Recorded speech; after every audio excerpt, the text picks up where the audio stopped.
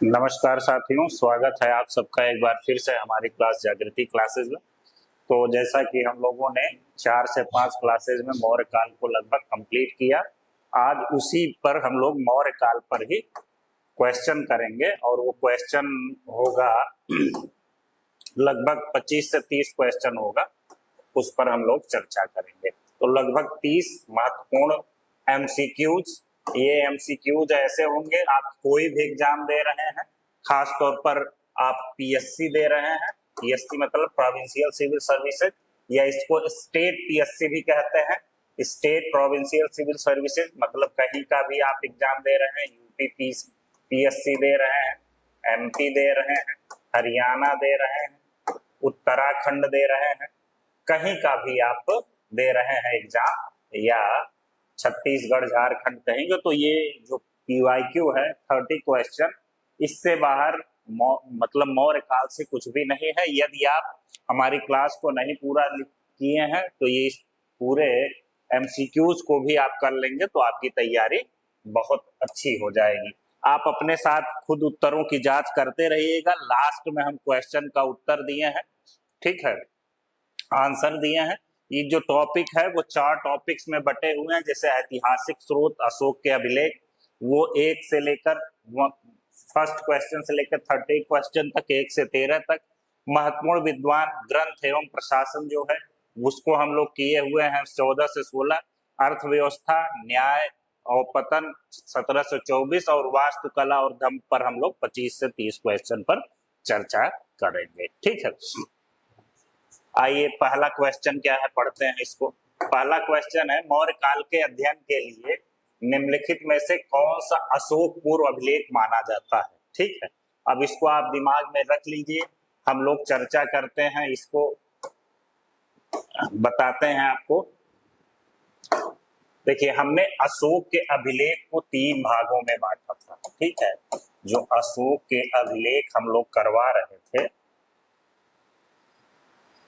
अशोक के अभिलेख वो 3 भागों में बांटे हुए थे, ठीक है। कौन कौन से? पहला है अशोक के पूर्व,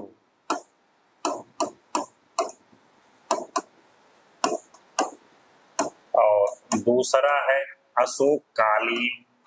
तो अशोक कालीन अभिलेखों की चर्चा तो हम लोग करेंगे ही, लेकिन फिर तीसरा है हम लोगों का जो अशोक के बाद अभिलेख है, जिसमें रुद्रदामन का जूनागढ़ अभिलेख प्रमुख है। इसमें अशोक के पूर्व अभिलेखों में 2 स्थान है, एक महास्थान है, एक है सोहगौरा। सोहगौरा जो है वो गोरखपुर में पड़ता है, ठीक है, और महास्थान जो है पश्चिम बंगाल, जो आज का वो है बांग्लादेश, वहां बांग्लादेश में है, ठीक है।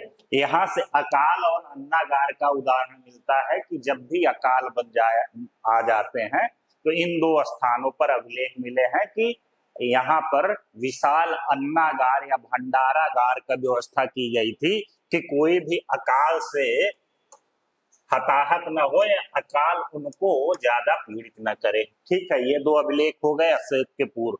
अशोक कालीन अभिलेख तो कई हैं जिनकी चर्चा हम लोगों ने की है कि अशोक के अभिलेखों को 3 भागों में बांटा जाता है। पहला शिलालेख, दूसरा स्तंभ लेख, और तीसरा जो है गुफा लेख या गुहा लेख, जिसको आप कहते हैं, वो माना जाता है, ठीक है। तो शिलालेख की भी 3 कैटेगरी है, हमने आपसे बताया था।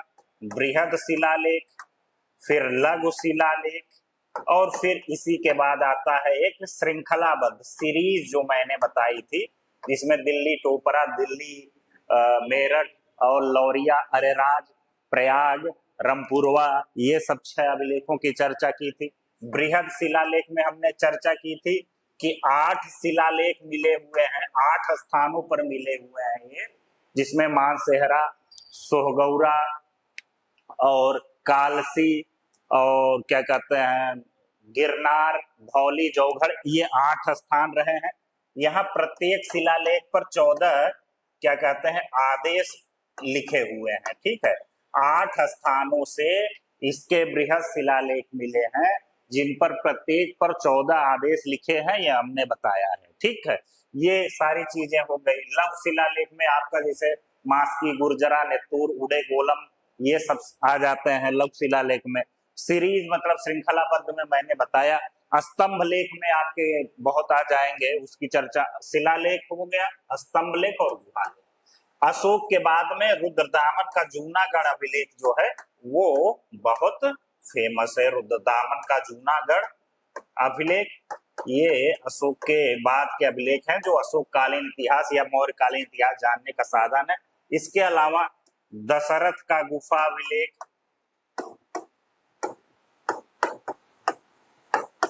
गुफा लेख, ये सब भी महत्वपूर्ण है। बराबर की पहाड़ियों में मिले हुए हैं, ठीक है, बराबर की गुफा लेख। तो ये सब मोटा मोटी आप देखेंगे तो ये अशोक के अभिलेख या अशोक के पूर्व अभिलेख, अशोक कालीन और अशोक उसमें, तो सारी चीजें हमने आपको बता दी है। और विस्तार पूर्वक हमने इसकी भी चर्चा कर दी थी कि कहाँ से कौन से अभिलेख आपको मिलते हैं, ठीक है, किसमें क्या। तो क्या हो जाएगा, मौर्यकालीन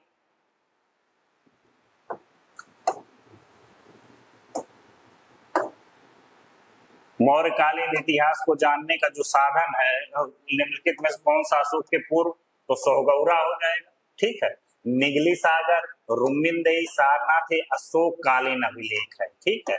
निगली अशोक कालीन है अभिलेख। रुम्मिनदेई आपका लघु शिलालेख हो जाएगा। सारनाथ और निगली सारनाथ स्तंभ लेख हो गया। निगली सागर जो गया लघु शिलालेख हो गया। फिर इसी को महास्थान तथा सोहगौरा अभिलेख किस विषय से है संबंधित, तो मैंने आपको बताया है कि अकाल एवं अन्नागार व्यवस्था के लिए ये फेमस था, ठीक है।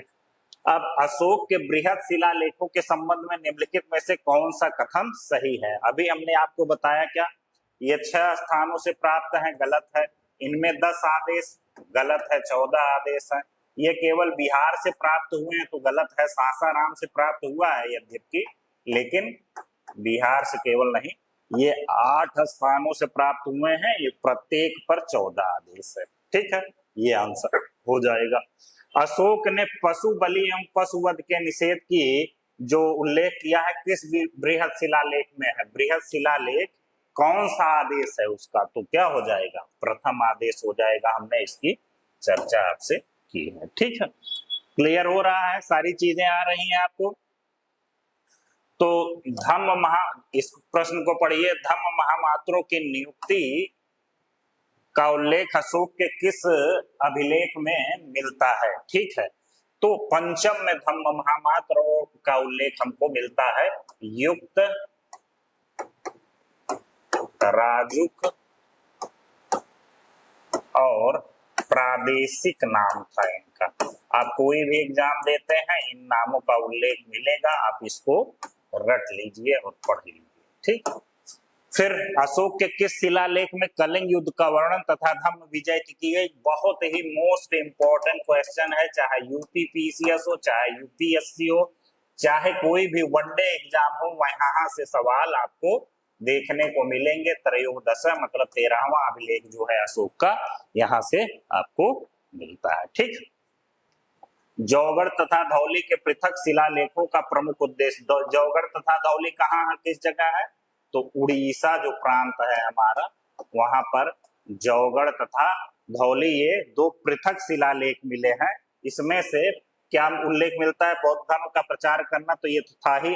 कर व्यवस्था का वर्णन ये नहीं मिलता है, विदेशी नीति का वर्णन नहीं मिलता है। तो क्या मिलता है इसमें, प्रजा के साथ अधिकारियों के व्यवहार के संबंध में निर्देश दिए गए थे इसमें, ठीक है। निम्नलिखित में से कौन सा अशोक के लघु शिलालेख का स्थल है, तो लौरिया नंदन, प्रयाग, रमपुरवा, ये सब क्या है, स्तंभ लेख है। क्या है ये सब, स्तंभ लेख है। ये मस्की, गुर्जरा, नेत्तूर, उड़े गोलम में ये क्या मिलता है, अशोक का नाम अशोक मिलता है, ठीक है। और ये जो मस्की अभिलेख है या मास्की इसको कहते हैं, कर्नाटक में है। ठीक है, कर्नाटक में है। इसकी खोज 1915 में सी बीडन नाम के व्यक्ति ने की थी। अंग्रेज था, उसने इसकी खोज की थी। ठीक है, ये मस्की में अशोक का नाम अशोक मिलता है। कहाँ है मस्की? कर्नाटक में। समझ में आ गई बात? क्लियर है? चलिए, अब मस्की अभिलेख का विशेष महत्व क्या है, लीजिए वही प्रश्न ही आ गया, मैंने आपसे बताया। तो इसमें क्या है, कलिंग युद्ध का वर्णन तो बृहद शिलालेख 13वें में मिलता है, 13वें आदेश में। बुद्ध के जन्म स्थान का उल्लेख एक अभिलेख है रुम्मिनदेई, वहां से मिलता है, रुम्मिनदेई। ठीक है, अशोक का व्यक्तिगत नाम प्राप्त होता है, बिल्कुल। धम्म महापात्रों की नियुक्ति बृहद शिलालेख के 5वें आदेश में मिलता है, जैसा कि हमने आपको बताया है। ठीक है, तो ये हो जाएगा अशोक का व्यक्तिगत नाम इसमें मिलता है। क्या मिलता है? अशोक। इसी में नहीं मिलता, बल्कि गुर्जरा एक और अभिलेख है, ये मध्य प्रदेश में है। नेतूर ये आंध्र प्रदेश में है। उडेगोलम ये है कर्नाटक में। यहाँ से 4 अभिलेख ऐसे हैं जहां से इसके नाम अशोक का व्यक्तिगत नाम मिलता है। आप इसको ऐसे कर सकते हैं। फिर नेक्स्ट क्वेश्चन है रुम्मिनदेई लुम्बिनी स्तंभ लेख से क्या जानकारी मिलती है? जैसा कि हम लोग जानते हैं, बुद्ध का जो जन्म हुआ था नेपाल के लुम्बिनी में हुआ था, शाक्य वंश में हुआ था। ठीक है, और उनके पिता क्या थे? शाक्य कुल के क्या थे? वो शाक्य कुल के वो प्रधान थे। तो अपने शासन के 13वें वर्ष, ठीक है, शासन के 13वें वर्ष अशोक बुद्ध के जन्म स्थान लुम्बिनी जाता है। और चूंकि उस समय लुम्बिनी या नेपाल भी अशोक के साम्राज्य के क्षेत्र में था, या चंद्रगुप्त ने उसको अधीन किया हुआ था, तो वहां जाता है। तो वहां एक कर लगता था, 2 कर लगते थे। एक बलि कर होता था। ठीक है, बलि कर को मतलब माना जाता था भूमि कर। ठीक है, तो बलि कर को भूमि कर नहीं, बलि कर एक होता था, तो इसको उसने समाप्त कर दिया जाके। और एक भाग कर जो था, इसको भूमि कर कहा जाता था। इसको भूमि कर को उसने 1/6 लगता था, तो घटाकर उसने 1/8 कर दिया।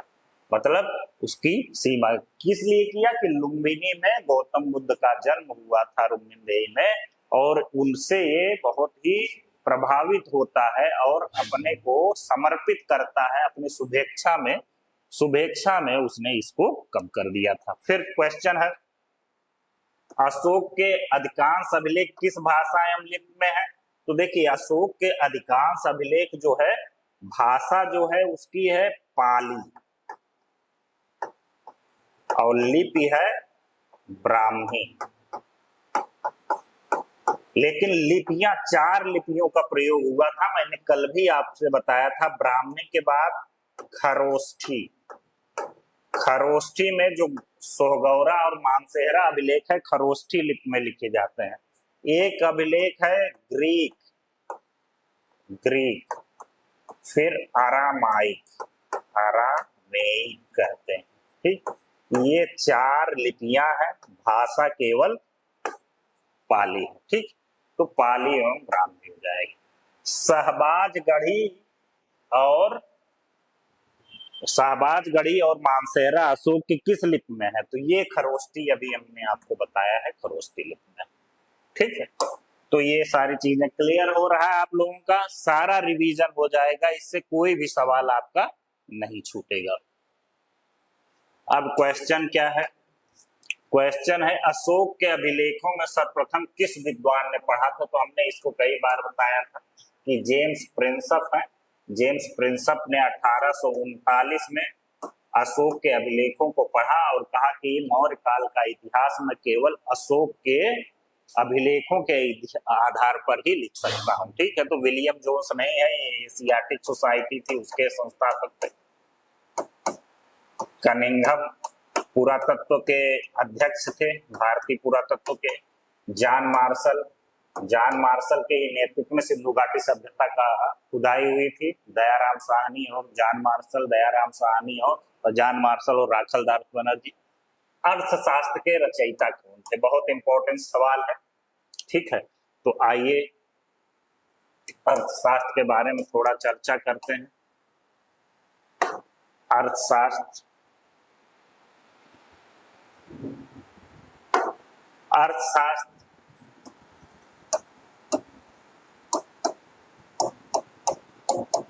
हमने इसके बारे में बताया था। इसके रचनाकार जो है कौटिल्य माना जाता है।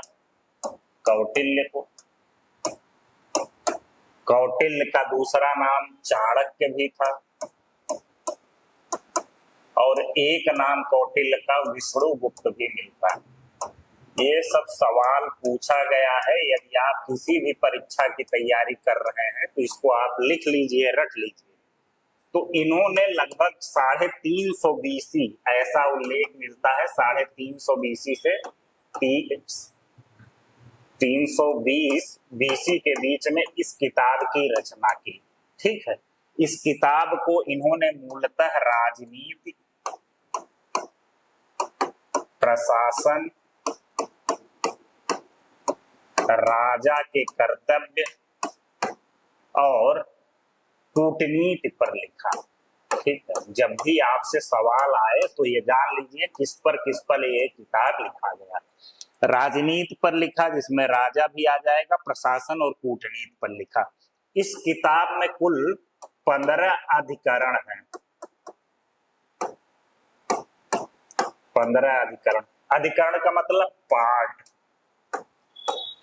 पार्ट मतलब भाग। 15 भागों में ये बटा हुआ किताब है। ध्यान से देखने की बात है।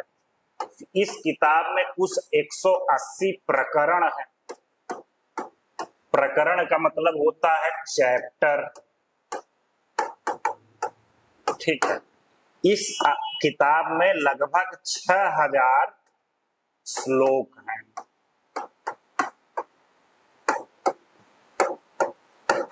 तो आप जब भी आपसे कोई भी ये रचना के बारे में पूछा जाए, इसके अर्थशास्त्र के बारे में, तो ये चीजें आप जानिए। ये यूपीएससी में भी पूछा गया है क्वेश्चन, ये स्टेट पीएससी खासतौर पर यूपी में पूछा गया है। अब वनडे वगैरह में तो केवल नाम ही पूछ लेगा कि चाणक्य की रचना किसने की थी, विष्णुगुप्त ने उतना। तो ये आप लोग स्क्रीनशॉट ले लीजिए, इसका लिख लीजिए, आपको समझ में आ जाएगा, ठीक है। ओ सॉरी, तो हो गया क्लियर किसने लिखा है? कौटिल्य या चाणक्य ने। मेगस्थनीज किस शासक का राजदूत बनकर भारत आया था? ठीक है, तो हमने आपसे बताया था कि मेगस्थनीज जो था वो सेल्यूकस का दूत था। किसका दूत था? सेल्यूकस का। सेल्यूकस कौन था? सिकंदर का सेनापति था सेल्यूकस। इसने जब भारत पर आक्रमण किया तो पश्चिमोत्तर भारत, जिसको तक्षशिला, गांधार, काम्बोज कहते हैं, वहां पर इसको शासन करने के लिए दे देता है। मान लीजिए आज का अफगानिस्तान और पाकिस्तान, तो वहां ये शासन कर रहा था। तो गद्दी पर बैठता है जब चंद्रगुप्त मौर्य, तो वो चंद्रगुप्त मौर्य जो होता है वो पश्चिमोत्तर भारत की ओर आगे बढ़ता है। तो इससे युद्ध अवश्यंभावी हो जाता है। किसका युद्ध? सेल्यूकस और चंद्रगुप्त मौर्य का। सेल्यूकस और चंद्रगुप्त मौर्य का युद्ध अवश्यंभावी हो जाता है। एक युद्ध होता है और उस युद्ध में चंद्रगुप्त मौर्य की विजय होती है। तो चंद्रगुप्त मौर्य ने इससे एरिया, हेरात, जेड्रोसिया, पेरोपनिसडाई 4 प्रांतों को ले लेता है, अपने में मौर्य साम्राज्य में मिला लेता है। तथा इसकी पुत्री, जिसका नाम क्या था? हेलेन था, हेलेना, उससे विवाह करता है। और फिर खुश होकर चंद्रगुप्त मौर्य ने अपने राज्य से 500 हाथियों को दान दिया। क्योंकि उस समय मगध पर शासन था चंद्रगुप्त मौर्य का, तो मगध के जो जंगल थे, पाटलिपुत्र, मगध और राजगृह के, वहां पर हाथी बहुत पर्याप्त मात्रा में मिलते थे, तो हाथियों को दान दिया। तो यही है मेगस्थनीज। तो मेगस्थनीज की जो इंडिका है उसने एक इंडिका लिखी है पुस्तक, और उस पुस्तक को जो मौर्यकालीन नगर प्रशासन है, मौर्यकालीन नगर प्रशासन है, उसमें उससे जानकारी बहुत ज्यादा हमको देखने को मिलती है।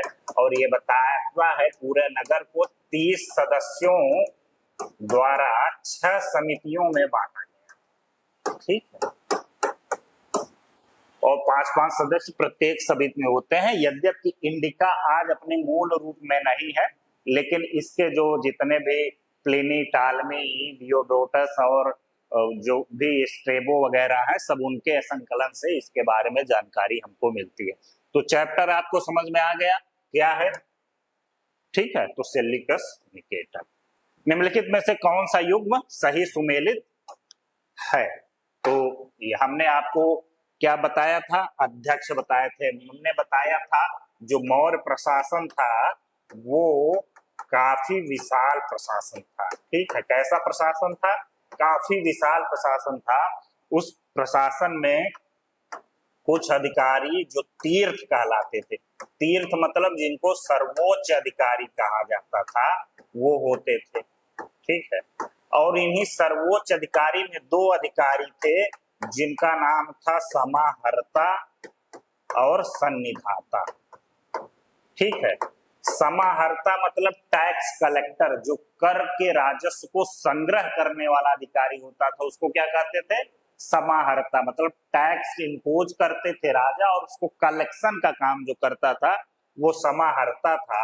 और जो कलेक्शन आता था उसका जो अध्यक्ष होता था, उसको रख रखाव करता था, उसको कोषाध्यक्ष कहे जाते थे, वो सन्निधाता था। ये तीर्थ हो गए। इसके अलावा अमात्य और महामात्र भी होते थे और 27 अध्यक्ष भी हमने होते थे, उसकी भी चर्चा हमने आपसे की थी। वो लिस्ट निकाल कर आप लोग देख लीजिएगा। तो समाहर्ता ने कौन सा युग्म सही सुमेलित है इसमें? तो समाहर्ता क्या होगा? राजकीय कृषि जो होता था वो सीताध्यक्ष होता था। समाहर्ता क्या होता था? समाहर्ता जो होता था कर संग्राहक या कर का अधिकारी। सन्निधाता ये सही है, कोषाध्यक्ष।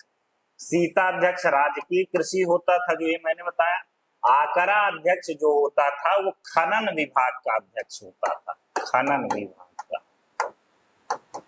इसके अलावा विविता अध्यक्ष, पणया, विविता मतलब चारागाह का होता था, और पणया मतलब जो होता था मापतौल का अधिकारी होता था, वो होते थे। ये सारी चीजें मैंने आपको विस्तार पूर्वक सब कुछ बताया हुआ है, ठीक। आइए, मौर्य काल में विदेशी व्यापारियों के दल को, मौर्य काल में विदेशी व्यापारियों के दल के प्रमुख को क्या कहा जाता था? जो विदेशों से व्यापार करते थे मौर्य काल में, उन व्यापारियों के दल के प्रमुख को क्या कहा जाता था? सार्थवाह कहा जाता था। श्रेष्ठी कौन होता था? श्रेणी का प्रमुख होता था। और उसी सबसे प्रमुख जो महाश्रेष्ठी होता था, ग्रामणी जो होता था, वो ग्राम का प्रमुख होता था, ठीक है। तो आपका विदेशों से संबंध जब भी आए तो आपको सार्थवाह लगाना है। मौर्य काल में चांदी के सिक्कों को क्या कहा जाता था? चांदी के सिक्के को करसापण। चांदी के सिक्के को मौर्य काल में 2 प्रकार के सिक्के होते थे, एक चांदी के, एक तांबे के। चांदी के सिक्के को करसापण, पण और धरण या धारण कहा जाता था, 3 नाम था। तांबे के सिक्के जो होते थे मौर्य काल में, उनको क्या कहा जाता था? मासक, मासक या काकिड़ी, ठीक है, मासक या काकिड़ी। आप क्लास करते जाइए, आपका कोई भी सवाल अब अछूता नहीं रहेगा, इतनी मेरी गारंटी है। आपको सारी चीजें बता दी जाएगी। तो तांबे के सिक्कों को क्या कहते थे? मासक। और काकिड़ी कहते थे तांबे के ही सिक्के को। चांदी के कर, सापड़, पण और धार, ठीक। तो बराबर पहाड़ियों की सुदामा गुफा का निर्माण किसने कराया था? तो दशरथ ने कराया था, ठीक है। और ये आप जान लिए पहाड़ियों में। निम्नलिखित में से कौन सा साम्राज्य का पतन का प्रमुख कारण नहीं था? समुद्री व्यापार का उल्लेख बहुत कम मिलता है हमको, तो ये ऐसा उल्लेख नहीं आया। तो अयोग्य उत्तराधिकारी, वाह्य आक्रमण, अधिकारियों की महत्वाकांक्षा, यह सब हम आपको बताए, ठीक है। आइए 21 क्वेश्चन देखिए। हमने ये बताया था मौर्यकालीन गुप्तचर व्यवस्था, ठीक है। तो मौर्य कालीन गुप्तचर व्यवस्था को हमने बताया था कहा जाता था गूढ़ पुरुष। ठीक है, गुप्तचर व्यवस्था दो भागों में बटी हुई थी, संस्था और संचरा। जो एक ही स्थान पर रहकर गुप्तचरी करते थे उनको संस्था कहा जाता था, जो ये स्थान बदल बदल कर एक स्थान से दूसरे स्थान जाते थे उनको संचरा कहा जाता था। गुप्तचर व्यवस्था में महिलाओं का भी प्रयोग किया जाता था, जिनको रूपा जीवा कहा जाता था। ठीक है, रूपा जीवा कहा जाता था। और हम एक आज का कॉन्सेप्ट सुनते हैं जिनको कहते हैं हनी ट्रैप। आप आमतौर पर इसको सुनते होंगे, पिक्चर वगैरह देखते हैं। हनी ट्रैप मतलब सुंदर स्त्रियों के माध्यम से गुप्तचरी कराकर शत्रु देश या विदेशियों से, उनके पड़ोसी देश या कोई भी अपोजिशन हो, जो हमारा प्रतिपक्षी हो, उससे खुफिया जानकारी निकाल लेना, ये क्या है, हनी ट्रैपिंग कहा जाता है। मतलब शहद की जाल इसको कहते हैं। तो मौर्य काल में जो महिलाएं गुप्तचरी करती थी, इसी प्रकार की लगभग गुप्तचरी करती थी, उनको रूपा जीवा कहा जाता था। ठीक है, इस पर हमने विस्तार पूर्वक आपको चर्चा की है। अब आइए, मौर्यकालीन न्याय प्रशासन हमने बताया था, न्याय प्रशासन दो भागों में बटा हुआ था, एक होता था दीवानी, एक होता था फौजदारी। ठीक, दीवानी न्यायालय को हम लोग धर्मस्थीय कहते थे, इसके प्रमुख को, और फौजदारी न्यायालय को कंटक शोधन कहते थे। ठीक, यही पूछा गया। मौर्य दीवानी मामलों की सुनवाई कौन करता था, तो धर्मस्थीय न्यायालय करेगा। कंटक शोधन कौन करेगा, अंतिम जो निर्णय होता था वो राजा करता था। ठीक है, आइए प्रश्न 23 को देखिए। निम्नलिखित में से किस वस्तु पर मौर्य काल के राज्य का एकाधिकार था? तो इसमें हमने बताया था खनन अगर कोई भी हो रहा हो, वन कर पर, नमक पर और शस्त्र निर्माण पर, चारों पर राज्य का नियंत्रण होता था। मौर्य काल में राजकीय कृषि की देखरेख करने वाले अधिकारी को क्या कहता था? अभी इसको सवाल ये रिपीट हो गया, ये सीताध्यक्ष होता है। आकराध्यक्ष मैंने आपको खनन बताया था। ठीक है, नवाध्यक्ष क्या होता है, नौ परिवहन। समाहर्ता के बारे में मैंने बढ़ाया था, कर संग्राहक। ठीक है, कॉन्सेप्ट क्लियर है आप लोगों का, सब सही है। चले आगे, चलिए वास्तुकला, स्तूप और कला पर। अब देखिए, निम्नलिखित में से कौन सा मौर्यकालीन स्तंभों की विशेषता नहीं थी? तो मौर्यकालीन जो स्तंभ होते थे वो एकास्मक होते थे, मतलब एक ही पत्थर का प्रयोग होता था, उसी को काट छाट कर पालिशदार या चमकदार बनाया जाता था। ठीक, चमकदार होता था। शीर्ष पर पशुओं की मूर्तियां होती थी, जिसमें आपको सिंह, बैल, हाथी सब देखते हैं। लाल बलुआ पत्थर का कोई प्रयोग नहीं हुआ है, यह आंसर नहीं होगा। तो लाल बलुआ पत्थर पर फारसी वगैरह कोई भी, सब केवल पाली में लिखा हुआ है उसमें, और कुछ नहीं। ठीक है, स्तूपों के संदर्भ में हमने ये बताया था कि स्तूप क्या होते हैं, अर्धगोलाकार अवशेष, अर्धगोलाकार ऐसे।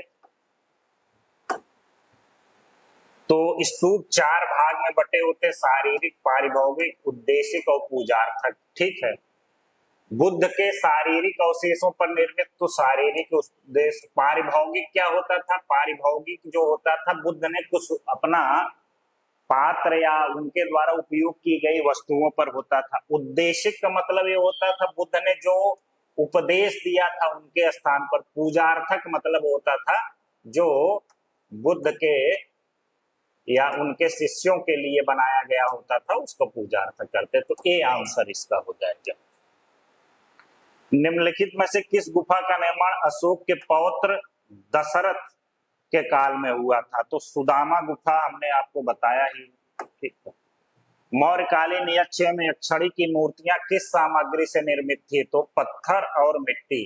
जैसे कला दो प्रकार की होती थी, हमने बताया था कि एक होता था राजकीय कला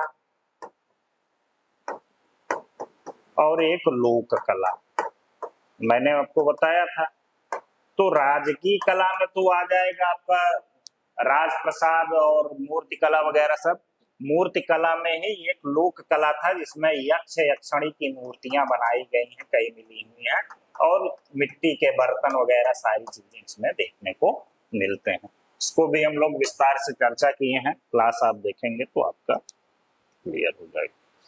ये भी सवाल, निम्नलिखित में से किस नगर से चंद्रगुप्त मौर्य के राजप्रसाद के अवशेष मिलते हैं? तो कुम्हरार जो पटना है वहां से अवशेष मिलते हैं, और यही मेगस्थनीज आता है, उसने बताया था कि ये जो कुम्हरार है ये सूसा तथा एक बतना से भी बड़ा है, और यहाँ बहुत बड़े बड़े विशाल विशाल राजप्रसाद बने हुए हैं। लास्ट क्वेश्चन आज का, निम्नलिखित में से कौन सा कथन अशोक के धम्म से संबंधित है?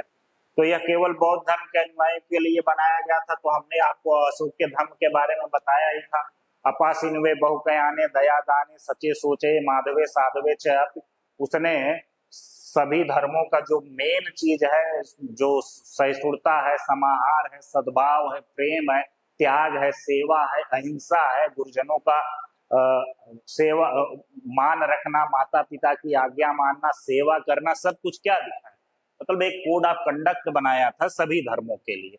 नया धर्म स्थापित करना नहीं था, यह नैतिक आचरण, सहिष्णुता, दया, करुणा, सामाजिक सद्भाव पर आधारित एक आचार संहिता थी। इसमें केवल यज्ञ एवं कर्म कांडों को बढ़ावा दिया कतई नहीं था। तो कुल मिला के जो अशोक का धम्म था वो क्या था? एक नैतिक आचार संहिता थी, जिसके माध्यम से वो अपने समाज में प्रेम, सद्भाव, अहिंसा, करुणा, त्याग, बलिदान और समरसता तथा समाहार की शक्तियों के साथ सबको समाहित करने की उसके अंदर वो जो ललक थी, उसको पूरा करने की अभिलाषा उसके मन में रही थी, और उसी हिसाब से उसने एक अशोक का धम्म चलाया जो आज भी काफी प्रासंगिक बना हुआ। इसी के साथ हम लोग क्लास को करते हैं दैन, मिलते हैं नेक्स्ट क्लास में। आपको कोई भी डाउट हो, किसी प्रकार की कोई समस्या हो तो आप हमसे बताइए, हम उसको आपको हर स्तर से आपका प्रयास करेंगे कि दूर हो। मिलते हैं, धन्यवाद।